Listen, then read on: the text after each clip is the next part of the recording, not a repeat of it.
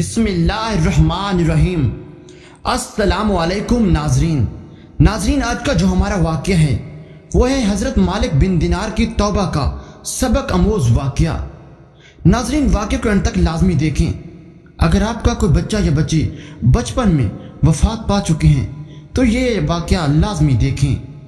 مالک بن دینار سے ان کی توبہ کا سبق پوچھا گیا تو انہوں نے کہا، میں ایک سپاہی تھا اور شراب کا رسیہ تھا۔ میں نے ایک نفیس باندی خریدی اور وہ میرے دل میں خاص مقام کی مالک بن گئی۔ اس سے میری ایک بچی پیدا ہو گئی۔ میں اس بچی کو حد سے زیادہ پیار کرتا تھا۔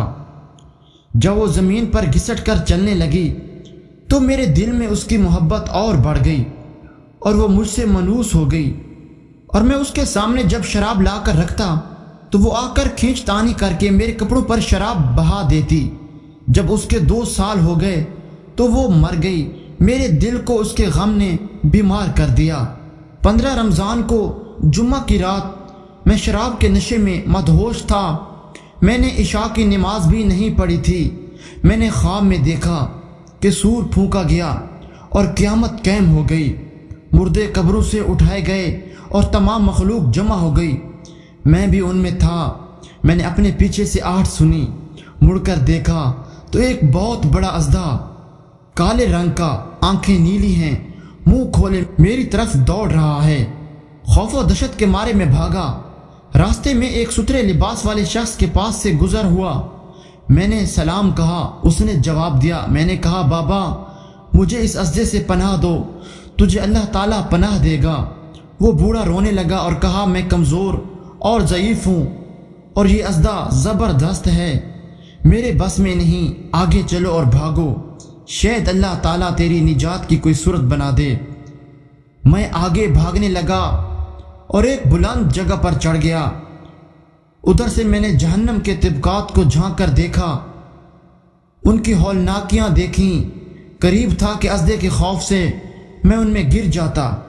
مجھے کسی نے آواز دے کر کہا، چلو یہاں سے، تم یہاں کے رہنے والے نہیں ہو۔ میں اس کی بات سے مطمئن ہو گیا اور وہاں سے واپس لوٹا تو اژدہا میرے پیچھے تھا۔ میں پھر اسی بوڑھے کے پاس آیا اور کہا، بابا میں نے آپ سے درخواست کی، اس اژدہے سے میری جان چھڑاؤ، آپ نے کچھ نہیں کیا۔ وہ بوڑھا پھر رونے لگا اور کہا، میں ناتواں ہوں، البتہ تم اس پہاڑ کے پاس جاؤ جہاں مسلمانوں کی امانتیں ہیں، اگر تمہاری کوئی امانت ہو تو وہ تمہاری مدد کرے گی۔ میں نے دیکھا چاندی کا ایک گول پہاڑ ہے، اس میں جگہ جگہ سوراخ اور روشن دان ہیں اور پردے لٹکے ہوئے ہیں۔ ہر روشن دان پر سونے کے 2 پٹے ہیں اور ان کے قبضے یاقوت کے ہیں، اور ارائش موتیوں کی ہر پٹ پر ایک ریشمی پردہ ہے۔ جب میں نے پہاڑ کی طرف نظر دوڑائی تو فوراً اس کی طرف بھاگا اور اژدہا میرے پیچھے تھا۔ جب میں پہاڑ کے قریب پہنچا تو ایک فرشتے نے آواز دی، پردے ہٹاؤ، دروازہ کھول دو اور سیدھے کھڑے ہو جاؤ، شاید اس حاجت مند کی یہاں کوئی امانت ہو جو اسے اس کے دشمن سے نجات دلائے۔ میں نے دیکھا پردے ہٹ گئے اور دروازے کھل گئے اور ان روشن دانوں سے بہت سارے بچے میری طرف جھانکنے لگے۔ ان کے چہرے چاند کی مانند تھے۔ اژدہا بھی میرے نزدیک پہنچ چکا تھا۔ میں حیران رہ گیا۔ ان کے بچوں میں سے ایک نے چلا کر کہا، ابے سب آؤ، اس کا دشمن اس کے قریب آ گیا ہے۔ چنانچہ وہ جوک در جوک کھڑے ہو کر جھانکنے لگے۔ اچانک میری وہ بچی جو مر گئی تھی وہ بھی ان کے ساتھ جھانک رہی ہے۔ جب اس نے مجھے دیکھا تو رونے لگی اور کہا، ہے یہ تو میرا باپ ہے۔ پھر اس نے نور کے جھرمٹ میں تیر کی تیزی کے ساتھ چھلانگ لگائی اور میرے سامنے آ کھڑی ہوئی۔ اس نے اپنا بایاں ہاتھ میری طرف بڑھا کر میرا دایاں ہاتھ پکڑ لیا اور اپنے دائیں ہاتھ کو اژدہے کی طرف بڑھا دیا تو وہ بھاگ گیا۔ پھر اس نے مجھے بٹھایا اور میری گود میں بیٹھ گئی اور اپنے دائیں ہاتھ سے میری داڑھی پکڑ کر کہا، اے ابا جان، کیا مومنوں کے لیے وہ وقت نہیں آیا کہ ان کے دل اللہ کے ذکر کے لیے جھک جائیں؟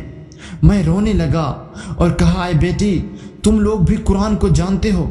اس نے کہا، ہم تو تم سے بھی زیادہ قرآن کو جانتے ہیں۔ میں نے کہا، اژدہے کے بارے میں تو کچھ بتاؤ جو مجھے ہلاک کرنے کے در پہ تھا۔ اس نے کہا وہ تیرا برا عمل ہے جس کو تو نے طاقتور بنایا ہے اور وہ تجھے جہنم کی آگ میں ڈبونا چاہتا ہے۔ اس نے کہا اس بوڑھے کے بارے میں بتاؤ جو راستے میں ملا۔ اس نے کہا وہ تیرا نیک عمل ہے جس سے تو نے اتنا کمزور کر دیا کہ اب وہ برے عمل کا مقابلہ نہیں کر سکتا۔ میں نے کہا اے بیٹی تم اس پہاڑ میں کیا کرتی ہو؟ اس نے کہا ہم سب مسلمانوں کے بچے ہیں، ہم یہاں قیامت تک رہیں گے، تمہارے انتظار میں ہیں، جب تم آؤ گے تو ہم تمہاری سفارش کریں گے۔ مالک بن دینار فرماتے ہیں میں گھبرا کر اٹھا اور صبح کو میں نے شراب چھوڑ دی اور سب برتن توڑ ڈالے اور اللہ تعالیٰ سے توبہ کی، یہ میری توبہ کا سبب ہے۔ ناظرین، اس کی اولاد اگر بچپن میں فوت ہو جائے تو مایوس نہیں ہونا چاہیے بلکہ اللہ کی مرضی پر راضی رہنا چاہیے، کیونکہ یہی نابالغ اولاد آخرت میں کام آنے والی ہے، جیسا کہ اس واقعے سے سبق ملتا ہے۔ اللہ تعالیٰ ہم سب کو عمل کرنے کی توفیق عطا فرمائے، آمین یا رب العالمین۔ ناظرین، ویڈیو اچھی لگی ہے تو ویڈیو کو لائک لازمی کریں اور ہمارے چینل کو سبسکرائب کرنا بالکل بھی مت بھولیں۔